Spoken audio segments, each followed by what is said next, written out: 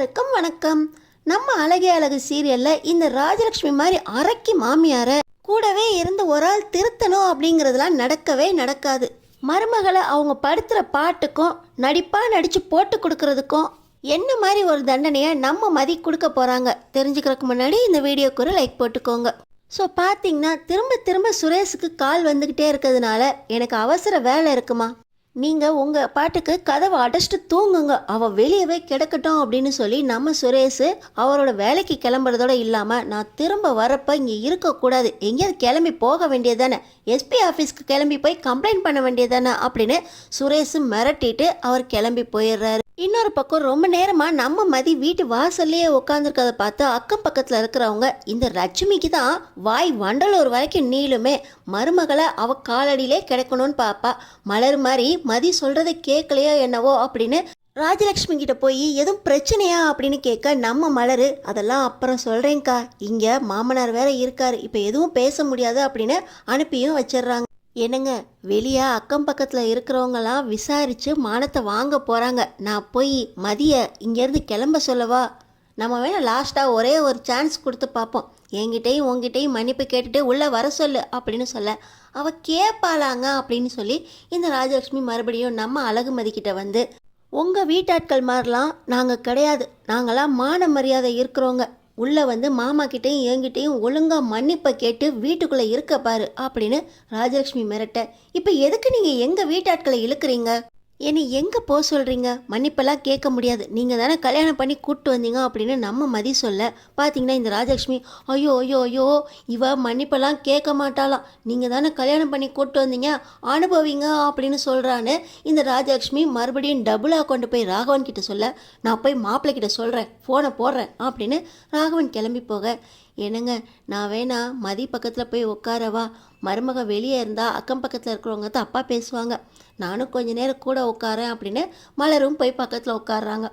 1 மணி நேரம் 2 மணி நேரம் 3 மணி நேரம் ஆகிக்கிட்டே இருக்குது. ஆனால் நம்ம மதி அந்த இடத்த விட்டு நகரவே இல்லை. மதிக்காக மலரும் பக்கத்துலேயே உட்காந்துருக்க இந்த ராஜலட்சுமிக்கு பயங்கர கோவம் வருது.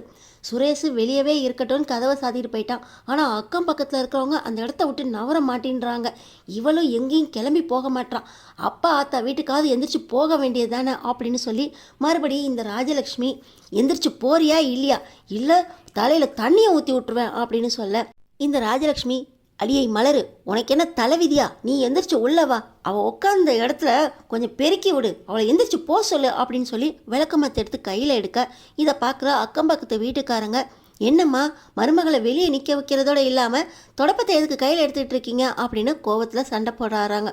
ஒரு சிலர் அவங்களோட ஃபோனில் வீடியோ எடுத்து சோஷியல் மீடியாலையும் பரப்புகிறாங்க. நான் தண்ணி தாப்பா தெளிக்க போகிறேன், விடிய காலம் விடிஞ்சிருச்சுல்ல, கோலம் போட வேண்டாமா தண்ணி தெளிச்சா அப்படின்னு சொல்லி இந்த ராஜலட்சுமி சமாளித்து தண்ணி பக்கெட்டையும் தூக்கிட்டு வர, இப்போ தான் மருமக நைட்டு ஃபுல்லாக வெளியே உட்காந்துருக்காங்கன்னு தெரியுது, நீங்கள் தொடப்பத்தை எடுக்கிறதும் கையில் தண்ணி பக்கெட்டை எடுக்கிறதும் நல்லாவா இருக்குது, முதல்ல மருமகளை உள்ளே கூட்டிகிட்டு போங்க அப்படின்னு சொல்லிக்கிட்டு இருக்கும்போதே, ஏன் மருமகளை நான் உள்ளே கூப்பிட மாட்டேன், அது கேட்க நீங்கள் யார் அப்படின்னு சொல்லி ராஜலட்சுமி அக்கம் பக்கத்து வீட்டுக்காரங்க கிட்ட சண்டைக்கு போக இந்த நேரத்தில் சுரேஷும் வந்துடுறாரு.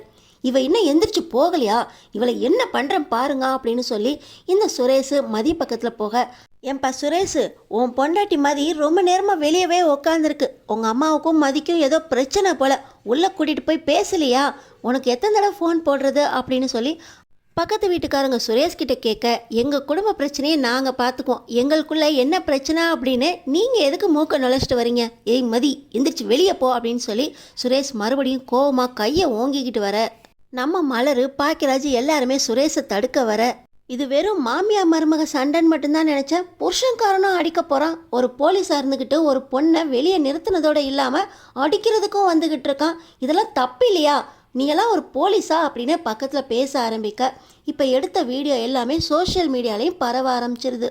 டேய் சுரேஷு பாருடா, இவளை வீட்டுக்குள்ளே மன்னிப்பு கேட்டு உள்ளவான்னு நான் கெஞ்சியே பார்த்துட்டேன்டா, ஆனால் எங்களுக்குலாம் மான மரியாதை இருக்குது, நான் உள்ளே வரமாட்டேன்னு சொல்லிட்டாடா, நீங்கள் தானே கல்யாணம் பண்ணி கூப்பிட்டு வந்தீங்க, நான் இங்கே தான் இருப்பேன், ஒழுங்காக மன்னிப்பு கேட்டு மரியாதையை உள்ளே கூட்டிகிட்டு போங்கன்னெலாம் சொல்கிறாடா அப்படின்னு மறுபடியும் இந்த ராஜலட்சுமி சுரேஷ்கிட்ட அடுத்த ட்ராமா போட நம்ம மலருக்கு கோவம் வந்துடுது. ஆனாலும் நம்ம மலர் என்னைக்கு கோவப்பட்டு எல்லார்ட்டையும் பேசியிருக்காங்க, நம்ம மதி பார்த்துக்கிட்டே இருக்காங்க. மலர் நம்ம மதி பக்கத்தில் உட்காந்து, மதி, நம்ம எந்திரிச்சு உங்கள் வீட்டுக்கு போகலாம். உங்கள் வீட்டில் நான் உன்னை விட்டுட்டு அப்புறமா திரும்பி வரேன் அப்படின்னு சொல்கிறாங்க. கல்யாணம் ஆனப்பே இஷ்டப்படி இல்லாமல் அவங்க கல்யாணம் பண்ணி வச்சு எந்த பிரச்சனைனாலும் இந்த வீட்டில் வந்து நீ இங்கே இருக்கலாம்னு நினைக்காதன்னு எங்கள் அம்மா சொன்னாங்க. அப்பயும் நான் எங்கள் அம்மா கிட்ட சொன்னேன், நான் கல்யாணம் பண்ணிட்டு போன வீடு என் வீடான்னு எனக்கு தெரியல. ஆனால் எந்த வீட்டை இது வரைக்கும் நான் என் வீடு நினச்சிக்கிட்டு இருந்தேனோ அது என் வீடு இல்லைன்னு நீ சொல்லிட்ட. எந்த பிரச்சனைனாலும் உன் வீட்டுக்கு மட்டும் நான் வரமாட்டேன் அப்படின்னு நான் எங்கள் அம்மாட்ட சொல்லிட்டேன். எனக்குன்னு எந்த வீடும் இல்லைங்க்கா. எப்போ எங்கள் அப்பா அம்மாவை கூப்பிட்டு இவங்க பேச ஆரம்பித்தாங்களோ அப்போயே நான் அவங்கள்ட்டையும் சொல்லிட்டேன், நான் செத்துட்டதா நினச்சிக்கோங்க, இவங்க கூப்பிட்டா இந்த வீட்டுக்கு திரும்பியே வராதிங்கன்னு சொல்லி தான் நான் அவங்களையும் அமுச்சு வச்சிட்டேன். எனக்குன்னு எந்த வீடும் இல்லை, யார் வீடும் இல்லை, யாருமே இல்லைங்க்கா அப்படின்னு நம்ம அழகுமதி ஒரே முடிவாக மலர்கிட்ட சொல்ல, சோஷியல் மீடியாவில் இந்த மாமியார் மருமக பிரச்சனை வீடியோவாக பரவ ப்ரெஸ்ஸு எல்லாருமே வந்துடுறாங்க. இன்னொரு பக்கம் நம்ம சுரேஷ்கிட்ட நான் கம்ப்ளைண்ட் தரேன்ப்பா, முதல்ல இந்த பொண்ணை வீட்டுக்குள்ளே கூட்டிகிட்டு போ, இல்லாட்டினா ஆக்ஷன் எடுக்க வேண்டியிருக்கும் அப்படின்னு சொல்ல, நீங்கள் தர கம்ப்ளைண்ட்டை நான் எடுத்தால் தானே அடுத்த ஆக்ஷன் எடுக்க முடியும், நான் தான் இந்த ஏரியா எஸ்ஐ, நான் எந்த ஆக்ஷன் எடுக்க போகிறதில்ல அப்படின்னு சுரேஷ் சொல்கிறாரு. நீ ஆக்ஷன் எடுக்காட்டினா என்னப்பா, நாங்கள் கமிஷனர் ஆஃபீஸ் வரைக்கும் போகிறோம், அங்கே கம்ப்ளைண்ட் கொடுக்குறோம். ஒரு பொண்ணு காலையில் விடிகிற வரைக்கும் நடு ராத்திரியில் தன்னந்தனியாக வீட்டு வாசலில் உட்காந்துருக்கு. உங்கள் அம்மா தொடப்பத்தை தூக்கிட்டு வராங்க, தண்ணி பக்கெட்டை தூக்கிட்டு வந்து இந்த பொண்ணு மேலே ஊற்ற வராங்க. நீ பாட்டு இஷ்டத்துக்கு கம்ப்ளைண்ட் எடுக்க மாட்டேன்னு சொல்லிக்கிட்டு இருக்கியா அப்படின்னு அக்கம் பக்கத்தில் இருக்கிறவங்க சண்டைக்கு வர ப்ரெஸ்ஸு மீடியா எல்லாருமே இதை ரெக்கார்டும் பண்ணிடுறாங்க. இந்த விஷயம் டிவிலையும் வந்துடுது. இதுக்குள்ளே இப்போ தான் தங்கராஜ் முக்கியமான மீட்டிங் இருக்குன்னு போனவர் ராகவன் ஃபோன் காலை அட்டன் பண்ணிவிட்டு அப்படியே டிவியை பார்த்துட்டு ஹாயாக வீட்டில் உட்கார டிவியில் வர விஷயம் எல்லாத்தையுமே ராகவனும் அவர் ஃபோன்லேயும் சொல்ல, ஐயோ மாமா என்ன மாமா பண்ணி வச்சுருக்கீங்க, நான் உடனே வீட்டுக்கு வரேன் அப்படின்னு சொல்லி ராகவன் ட்ரெஸ்ஸை மாற்றிட்டு வேகமாக வீட்டுக்குள்ளே வர, ப்ரெஸ்ஸு மீடியா மக்கள் இவங்க எல்லாரையுமே தாண்டி வீட்டுக்குள்ளே வரதுக்குள்ளே மதி வெளியே உட்கார வைக்கிறத பார்த்து, மதி உள்ளே வாமா, உன்கிட்ட எவ்வளோ பேசிட்டு போனேன், நீ பாட்டு என்னம்மா வாசலில் உட்காந்து இப்படி பிரச்சனையை பெருசு பண்ணிக்கிட்டு இருக்கா அப்படின்னு சொல்ல, பிரச்சனையை பெருசு பண்ணது யார் அப்படின்னு நீங்கள் முதல்ல விசாரிங்க, யாராவது என்ன விஷயம் நடந்துச்சுன்னு விசாரிச்சிங்களா, ஒரு பக்கம் நியாயத்தை மட்டும்தான் கேட்குறீங்க, விசாரிச்சுட்டு வாங்க அப்படின்னு நம்ம மதி சொல்கிறாங்க. என்னமோ இந்த பொண்ணு சொல்லுது, ஒரு பக்கம் நியாயம் நடந்தது என்ன அப்படின்னு சொல்லிக்கிட்டு இருக்கு, நடந்தது என்னன்னு முதல்ல இந்த பொண்ணுக்கிட்ட விசாரிப்போம் அப்படின்னு ப்ரெஸ்காரங்க எல்லாருமே மதிக்கிட்ட மைக்க நீட்டிட்டு வர, நம்ம மலர், மதி பிரச்சனை ரொம்ப பெருசாகுது மதி, டிவிலலாம் விஷயம் வந்துருச்சா மதி, நம்ம எந்திரிச்சு வீட்டுக்குள்ளே போயிடலாம் மதி, வா மதி அப்படின்னு கூப்பிட்றாங்க. இந்த வீட்டுக்குள்ளே நான் எப்படிங்க்கா வர்றது, இந்த வீட்டில் கொஞ்சம் கூட என்ன நடந்துச்சுன்னு காது கொடுத்து கேட்க கூட ஆள் இல்லை. ஒரு வார்த்தை சொன்னால் அதை 10 திரிச்சு அவங்க பையன்கிட்ட சொல்கிறாங்க. அவரும் அதை கேட்டுக்கிட்டு என்ன தப்பு நடந்துச்சு, யார் பேசுனா அப்படின்னு கூட கேட்க மாட்டேங்கிறாரு. இந்த வீட்டில் பேசி ஒரு பிரயோஜனமும் இல்லை, நான் உள்ளே வரமாட்டேங்க்கா அப்படின்னு மலர்கிட்ட மதி சொல்ல, இங்கே என்னதான் நடக்குது மேடம், உங்களுக்கும் உங்கள் மாமியாருக்கும் என்ன பிரச்சனை, உங்கள் வீட்டுக்காரர் இதில் என்ன சொல்கிறாரு அப்படின்னு மைக் எடுத்து கேட்குறாங்க. அதுக்குள்ளே பெண்கள் நல வாரியமும் உள்ளே வந்துடுறாங்க. மேடம் உங்களுக்கு என்ன பிரச்சனை, இந்த வீட்டில் மாமியார் குடும்பம் நடக்குதா, இந்த காலத்துலேயும் இந்த மாதிரி மாமியாரை எப்படி சகிச்சுக்கிட்டு இருக்கீங்க அப்படின்னு மலர்கிட்டையும் மதிக்கிட்டையும் கேட்க, அது அப்படின்னு சொல்லி மலர் இழுக்க, நீங்கள் இந்த வீட்டு மூத்த மருமக தானே, இந்த வீட்டில் மாமியார் குடும்பம் நடக்குதா, நீங்கள் சொல்லுங்கள் மேடம் அப்படின்னு சொல்லி மலர்கிட்டையும் கேட்க, நம்ம மலர் என்ன சொல்ல போகிறா அப்படின்னு ராஜலக்ஷ்மி வாயை திறந்துக்கிட்டு பார்க்க, சொல்லு மலர், மருமகனாக எப்படி இருக்கணும்னு இந்த மலருக்கு தெரியும், இவ இந்த வீட்டுக்குள்ளே அடி எடுத்து வச்சா இந்த வீடே தலைகீழாக மாறி போச்சு. நீங்களாம் மருமகளை மாமியார் கொடுமைப்படுத்துறதா ஏன் பேசுகிறீங்க, இந்த மருமக தான் இந்த மாமியாரை போட்டு கொடுமைப்படுத்துகிறா, இவ பேசின பேச்சில் எனக்கு நெஞ்சு வலியே வந்துருச்சு, இவ என்னென்ன பேச்சு பேசுகிறா தெரியுமா, எனக்கு புள்ள வளர்க்க தெரியலையா, ஒரு பொறுக்கியை வளர்த்து வச்சிருக்கேனா, 6 அடி உயர பிள்ளைய வளர்த்து வச்சிருக்கேன், ஆனால் கொஞ்சம் கூட சின்ன பிள்ளைக்கு இருக்க அறிவு கூட இல்லை அப்படின்னு இவ என் பிள்ளைய பற்றியும் என்னை பற்றியும் தரமட்டமாக பேசுகிறா. இவ மருமக பேச்சை கேட்டு எனக்கு நெஞ்சு வலியே வந்துருச்சு. எல்லாத்தையும் பொறுமையாக வச்சுக்கிட்டு நீ மன்னிப்பு மட்டும் கேளுமா, நீ நைட்டு இங்கேயே இருக்கலாம் அப்படின்னு சொன்னால் கூட நான் எதுக்கு மன்னிப்பு கேட்கணும், நீங்கள் தானே கல்யாணம் பண்ணி கூப்பிட்டு வந்தீங்க, நீங்கள் என்கிட்ட மன்னிப்பு கேட்டு மரியாதையை உள்ளே கூட்டு போங்கன்னு சொல்கிறா. இவக்கிட்ட பேசி பேசி மறுபடியும் எனக்கு ஹார்ட் அட்டாக்கே வந்துடும் போல அப்படின்னு இந்த ராஜலக்ஷ்மி மறுபடியும் எல்லார் முன்னாடி ஒரு நடிப்பை போட, மேடம் அவங்க சொல்கிறதெல்லாம் உண்மையா, நீங்கள் சொல்லுங்கள் மேடம் அப்படின்னு மறுபடியும் மதிக்கிட்ட மைக்க நீட்டுறாரு ப்ரெஸ்காரங்க. இதில் பெண்கள் நல வாரியமும் போராடுவோம் போராடுவோம் பெண்களுக்காக போராடுவோம், ஒரு மாமியார் இந்த அளவுக்கு மருமகளை கொடுமை பண்ணியிருக்காங்க, வீட்டுக்கு வெளியே மருமகளை நைட்டு ஃபுல்லாக நிற்க வச்சுருக்காங்க. தொடப்பத்தை எடுத்து அடிக்க வராங்க. முகத்தில் மேலே தண்ணியை ஊற்றி விட பார்க்குறாங்க.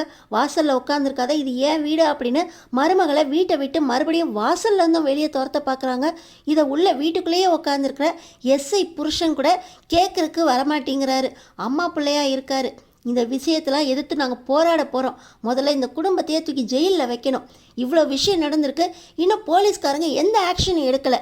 ஏன் இந்த வீட்டுக்குள்ளே ஒரு போலீஸ்கார் இருக்காது அப்படிங்கிற பயத்தினாலையா? கேஸ் எடுத்தாங்களா? என்ன நடந்துச்சுன்னு தெரியல அப்படின்னு மகளிர் நல வாரியத்திலேருந்து மகளிர் நல சங்க தலைவியும் பேட்டி கொடுக்குறாங்க. ஆனால் மதி இன்னமும் வாயவே திறக்கவே இல்லை. மேடம், உங்களுக்காக குரல் கொடுக்க மகளிர் சங்கமும் வந்துட்டாங்க. அக்கம் பக்கத்தில் இருக்கிறவங்க எல்லாருமே உங்களுக்காக சோஷியல் மீடியாவில் வீடியோவை போட்டு உங்களுக்கு ஆதரவு திரட்டிக்கிட்டு இருக்காங்க. உங்கள் விஷயம் ஃபுல்லாக பரவ ஆரம்பிச்சிருச்சு. உங்கள் அத்தை சொல்கிறது உண்மையா மேடம்? நாங்கள் அதை எழுதிக்கலாமா? உங்கள் தரப்புலேருந்து நீங்கள் என்ன சொல்ல விரும்புகிறீங்க? நீங்கள் அதையும் சொன்னீங்கன்னா நாங்கள் அதையும் எழுதிடுவோம். உங்களுக்காக நாங்கள் நியாயம் வாங்கி தரோம் மேடம் அப்படின்னு ப்ரெஸ்காரங்க மதிக்கிட்டையும் கேட்குறாங்க. மலர், நான் கொஞ்சம் பேசலாமா அப்படின்னு சொல்கிறாங்க. நீங்கள் பேசலாம் மேடம், நீங்கள் இந்த வீட்டோட மூத்த மருமக தானே அப்படின்னு மலர்கிட்ட கேட்குறாங்க. வணக்கம் சார், எனக்கு கல்யாணம் ஆகி 6 வருஷம் ஆகுது. ஆனால் இந்த வீட்டில் 6 வருஷமாக எங்கள் அப்பா அம்மா தலையை கூட காட்டுறதில்ல. எந்த விஷயம் நடந்தாலும் இவங்க குறை தான் சொல்லுவாங்க. இந்த வீட்டில் காலையில் சமையலில் ஆரம்பித்து துணி துவைச்சி பாத்திரம் விளக்கி வீடை பெருக்கி தொடச்சி சுத்தமாக வைக்கிறதுலேருந்து வீட்டில் இருக்க எல்லா வேலையும் நான் தான் செய்கிறேன். எங்கள் மாமனார் மாமியாருக்கு பணிவிடை செய்கிறதுல ஆரம்பித்து அவங்களுக்கான ரூமை க்ளீன் பண்ணுறதுலேருந்து அவங்க துணியை துவைச்சி போகிறது வரைக்கும் எல்லா வேலையும் நான் தான் செய்கிறேன். ஆனாலும் மலர் அப்படின்னு ஒரு வார்த்தை கூப்பிட்டா போதும், நான் ஓடி போய் அங்கே நிற்கலைன்னா எங்கள் மாமனார், நீ முதல்ல மாமியாரை கவனிக்கிறத விட உனக்கு வேற என்ன வேலை இருக்கா அப்படின்னு கேட்பாரு. ஆனால் அங்கே போய் நின்னா கூட தண்ணி எடுத்துக்கூட அப்படின்னு பக்கத்தில் இருக்க சொம்பை கையை நீட்டி எடுக்கிறது கூட எங்கள் மாமியாருக்கு முடியாது. கேட்டால் கை வலிக்குது கால் வலிக்குதும்பாங்க. எதிர்த்து ஒரு வார்த்தை பேசினா நெஞ்சு வலிக்குது அப்படின்னு அவங்க நாடகம் ஆடி அதுக்கும் நம்மளை தான் அவங்க தைலம் போடு அமுக்கி விடு அப்படின்னு நைட்டெல்லாம் சொல்லுவாங்க. சுடு தண்ணி போடுறதுக்கு காஃபி போடுறதுக்குன்னு கூட கிச்சன் பக்கம் உள்ளேயே வரமாட்டாங்க. என் மாமனார் வெளியே போயிட்டு வந்தால் அவர் கையில் இருக்க பேகை வாங்கி கீழே வைக்கிறதும் நான் தான். அவருக்கு ஃபேனை போட்டு தண்ணி எடுத்துகிட்டு வந்து கொடுத்து அவர் ஃபோனை சார்ஜரில் போட்டு இப்படி ஒவ்வொரு விஷயத்தையும் நான் தான் செய்யணும். அவருக்கு இதுக்கெல்லாம் எந்திரிச்சு போகக்கூட நேரம் கிடையாது. அவர் மனைவின்னு இவங்க இருக்காங்களே, இவங்க எந்திரிச்சு போக மாட்டாங்க. மலரு மலரு அப்படின்னு தான் கூப்பிடுவாங்க. இப்படிப்பட்ட ஒரு வாழ்க்கையை தான் நான் வாழ்ந்துக்கிட்டு இருந்தேன். இந்த வீட்டுக்கு தான் 2வது மருமகளாக மதி வந்திருக்காங்க. இந்த பிரச்சனை எல்லாத்தையுமே அவங்க தட்டி கேட்குறாங்க. இந்த மாதிரி ஒரு பிரச்சனை தான் நேற்று நடந்துச்சு. காஃபி குடித்த கிளாஸை ஜிங்கில் போடுறதுக்கு ஆம்பளைங்களால் முடியாதான். அதை வீட்டுக்கு வந்த மருமக தான் செய்யணும் அப்படின்னு எங்கள் அத்தை சொன்னாங்க. ஆம்பளை பிள்ளை எதுக்கு இந்த வேலையெல்லாம் செய்யணும்? உங்கள் வீட்டில் என்ன சொல்லி வளர்த்தாங்க? கட்டின புருஷனுக்கு இந்த வேலையெல்லாம் செய்யக்கூடாதா நீ அப்படின்னு எங்கள் அத்தை எங்கள் மதிக்கிட்ட கேட்க, ஆம்பளைங்கிற ஒரே காரணத்துக்காக இந்த விஷயத்த செய்யணுமா? இந்த டீ கிளாஸை எடுத்துகிட்டு போடுறதுக்கு தாலி கட்டி என்னை கூட்டிகிட்டு வந்தீங்களா அப்படின்னு தான் மதி கேட்டுச்சு. உங்கள் வீட்டில் என்ன வளர்த்து வச்சுருக்காங்க? இதெல்லாம் சொல்லி கொடுத்து வளர்க்கலையா அப்படின்னு எங்கள் அத்தை பேசினாங்க. மதி சொன்னதில் எந்த ஒரு தப்புமே இல்லை. மதி, நீங்கள் தான் உங்கள் பிள்ளைய தப்பாக வளர்த்துருக்கீங்க, இதெல்லாம் சொல்லி கொடுத்து வளர்க்கல அப்படின்னு ஒரு வார்த்தை பேசினதை எங்கள் அத்தை நெஞ்சு வலி வந்துச்சு அப்படின்னு காலையிலேயே சுரேஷுக்கு ஃபோனை போட்டு வர, சுரேஷ் என்ன நடந்துச்சுன்னு கூட கேட்காம அம்மா பக்கம்தான் நியாயம் இருக்கா அப்படின்னு மதியை மன்னிப்பு கேட்க சொன்னார். மதி என்ன நடந்துச்சுன்னு சொல்ல வந்தாலோட காது கொடுத்து கேட்கல சுரேஷ். அவங்க அப்பா அம்மாவை வர வச்சு அட்வைஸ் பண்ண வச்சுருக்காங்க. அவங்க வீட்டு மாப்பிள்ளை தங்கராஜையும் வர வச்சு எல்லா விஷயத்துக்கும் மறுபடியும் மதிக்கு தான் அட்வைஸ் பண்ணாங்க. அப்படி இருந்தும் மதி சுயமரியாதை இல்லாமல் இருக்க முடியாது அப்படின்னு சொல்லி மன்னிப்பு கேட்க மாட்டேன், என்ன நடந்துச்சுன்னு தெரியாமல் நீங்கள் எந்த விஷயத்தையும் பேசாதீங்க அப்படின்னு தான் சொன்னிச்சு. அதுக்காக வீட்டை விட்டு வெளியே உட்கார வச்சிட்டாங்க. மதி இந்த இடத்த விட்டு நகர மாட்டேன்னு உட்காந்துருக்கு. மதி மேலே எந்த தப்புமே இல்லை. அவங்க மன்னிப்பு கேட்பாம வீட்டுக்குள்ளே விடமாட்டேன்னு சொல்கிறாங்க. இந்த வீட்டோட மூத்த மருமகளாக சுயமரியாதை இல்லாமல் நான் வாழ்ந்தது போதும். ஆனால் எப்படி ஒரு மருமக ஒரு வீட்டில் இருக்கணும் அப்படின்னு மதி மாதிரி இருக்கணும். நான் மதி மாதிரி ஒரு வாழ்க்கையை வாழணும்னு ஆசைப்பட்றேன். இதையெல்லாம் உங்கள் பேப்பரில் எழுதிக்கோங்க. அடுத்த வீட்டு பொண்ணு இந்த மாதிரி பாதிக்கப்படக்கூடாது. பிறந்த வீட்டிலேருந்து இன்னொரு பொண்ணு புகுந்த வீட்டுக்கு போகுது அப்படின்னா சுயமரியாதை இல்லாமல் தான் போகணுமா? அந்த பொண்ணு தன்னோட சுயமரியாதையோட சந்தோஷமாக வாழக்கூடாதா? என்ன நடந்துச்சுன்னு கூட கேட்காம புருஷனும் மாமியாரும் வீட்டை விட்டு வெளியே துரத்துறாங்க. இந்த வீட்டில் நடக்கிற இந்த மாதிரி ஒரு அராஜகத்துக்கு ஒரு முடிவு வரணும். மதி மேலே எந்த தப்பும் இல்லைன்னு அவங்களும் புரிஞ்சுக்கணும். மதியை அவங்க மன்னிப்பு கேட்டு வீட்டுக்குள்ளே கூட்டு வரணும். அது வரைக்கும் நானும் மதிக்காக பெண்களோடு சேர்ந்து போராட போகிறேன் அப்படின்னு மலரும் மதிக்காக இறங்குறாங்க. நடந்த எல்லா விஷயத்தையும் மலர் மூலமாக சோஷியல் மீடியாவுக்கு ஃபுல்லாக பரகுது. இந்த நேரத்தில் தான் பெண்கள் நல வாரியத்தோடு சேர்ந்து கமிஷனர் ஆஃபீஸ்லேருந்து கமிஷனரே வந்துடுறாரு. ஒரு பெண்ணுக்கு இந்த உலகத்தில் பாதுகாப்பு இல்லை, சுயமரியாதையோடு நடக்கணும்னு சொன்ன ஒரே காரணத்துக்காக அந்த பொண்ணை நீங்கள் வீட்டை விட்டு வெளியே தள்ளுவீங்களா? இந்த வீட்டிலையே போலீஸ்கார் இருந்தோம், இந்த பெண்ணுக்கு நியாயம் கிடைக்கல, கண்டிப்பாக இந்த குடும்பத்தை நாங்கள் அரெஸ்ட் பண்ணி ஜெயிலில் வைக்க போகிறோம் அப்படின்னு கமிஷனர் இந்த குடும்பத்தையே அரெஸ்ட் பண்ண போகிறோன்னு சொல்ல ராஜலக்ஷ்மிக்கு ஈரக்கொலையே நடுங்கி போயிடுது. அத்தை, ஒன்றும் இல்லாத சின்ன விஷயத்த நீங்கள் ரொம்ப பெருசு பண்ணி பாருங்கள், ப்ரெஸ்ஸு மீடியான்னு போய் டிவிலலாம் உங்களுக்கு எதிராக பெண்கள் எல்லாம் கூட ஆரம்பிச்சிட்டாங்க. உங்களுக்கு எதிராக ஃபுல்லாக அப்புறம் போராட்டம் நடக்கும், அவ்வளோதான் அத்தை. குடும்பத்தோடு உங்களை தூக்கி ஜெயிலில் போட போகிறாங்க அப்படின்னு சொன்னோடனே ராஜலக்ஷ்மிக்கு பயம் வந்துடுது. மாப்பிள்ள, இப்போ நான் என்ன தான் செய்கிறது மாப்பிள்ள? இவ வேற நைட்டெல்லாம் வெளியே உட்காந்துட்டு உயிரை எடுக்க ஆரம்பிச்சிட்டா. அதனால தான் தொடப்பத்தையும் தண்ணியும் எடுத்துகிட்டு போனாலாவது எந்திரிச்சு போவான்னு பார்த்தா அதையும் இவங்க வீடியோ பிடிச்சி போட்டாங்களே மாப்பிள்ள அப்படின்னு சொல்லி பயத்தில் நடுங்க ஆரம்பிச்சிட்டாங்க ராஜலக்ஷ்மி. ராகவனும், நீ அவளை உள்ளே கூப்பிட்றின்னு சொன்னல அப்படின்னு ஜால்ரா தட்ட ஆரம்பிச்சிட்டாரு. மதி, உள்ளே வாமா, எந்த விஷயனாலும் உள்ளே வச்சு பேசிக்கலாம் அப்படின்னு ராஜலக்ஷ்மி மதிக்கிட்ட வர நம்ம மலர் மதியோட கோத்துக்கிட்டு, அத்தை மன்னிப்பு கேளுங்க அத்தை அப்படின்னு சொல்ல, மலரே நீயும் அவளோட சேர்ந்துக்கிட்டியா அப்படின்னு ராஜலக்ஷ்மி ஒரு பார்வை பார்க்க, நியாயம் பக்கம் இருக்கிறதுல தப்பு இல்லையா அத்தை? இத்தனை வருஷமாக சுயமரியாதை இல்லாமல் எல்லார்கிட்டையும் பணிஞ்சு போய் நடந்துட்டேன், இனியாவது கொஞ்சம் தலை நிமிர்ந்து வாழலான்னு நினைக்கிறேன், மன்னிப்பு கேளுங்க அத்தா அப்படின்னு மலரும் சொல்ல, மதி என்னை மன்னிச்சிருமா, இனிமே இந்த மாதிரி நடக்காது அப்படின்னு இந்த ராஜலக்ஷ்மி மதிக்கிட்ட மன்னிப்பு கேட்க, அடுத்தடுத்து என்ன நடக்க போகுதுன்னு தெரிஞ்சுக்கிறதுக்கு நம்ம சேனலை சப்ஸ்கிரைப் பண்ணி தொடர்ந்து பாருங்கள்.